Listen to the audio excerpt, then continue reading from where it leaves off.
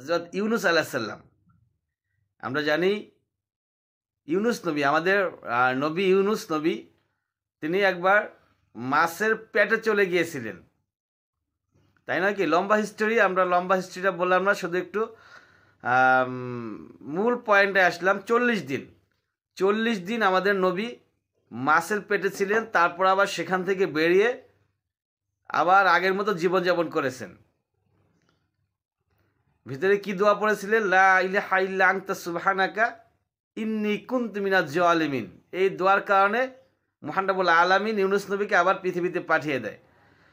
তা আমরা এখন যাচ্ছি চিলিতে। চিলির পাতাগুনিয়া। চিলির পাতাগুনিয়া শহরের সমুদ্রে একজন যুবক, তিনি খেলা করতেছিলেন। ছোট যে বোটগুলো থাকে প্লাস্টিকের, ওই বোট দিয়ে তারা সেখানে কি বলে আনন্দ উৎসব করতেছিলেন। সেও ছিল, তার বাবাও ছিল। হঠাৎ করে একটি তিমি আসে। তিমি আইসা ওই ছেলেটিকে তার নৌকা সহ গিলে ফেলে। গতকালকের ঘটনা, বেশি লম্বা সময়ের আগের না। তিমি সম্পূর্ণ নৌকা সহ ছেলেটিকে গিলে ফেলে। বাবা এখানে কি করলো? বাবার দায়িত্বটা কি?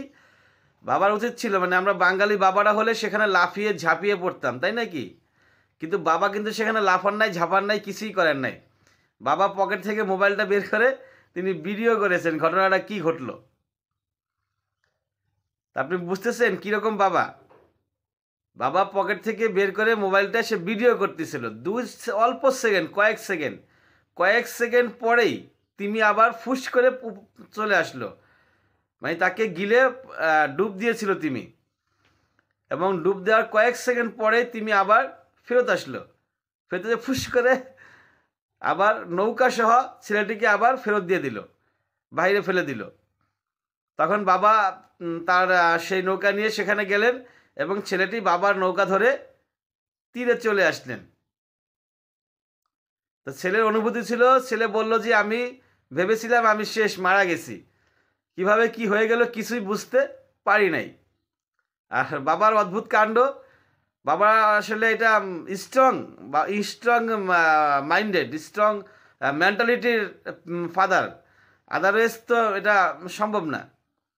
কারণ যখন তিমি গিলে নিয়েছিল তো বাবা তো বুঝছে ব্যাপারটা, যে এখন তো আমার কিছু করা সম্ভব না। আমি যতটুকু করতে পারি বিশ্ববাসীকে জানাইতে পারি যে আমার সন্তানের কি হইল, আর তিনি সেটাই করেছেন।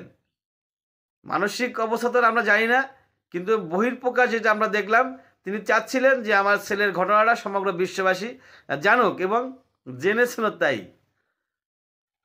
আল্লাহ পাক সবাইকে সর্ব অবস্থায় সুস্থ রাখুক, সুখে রাখুক, ভালো রাখুক।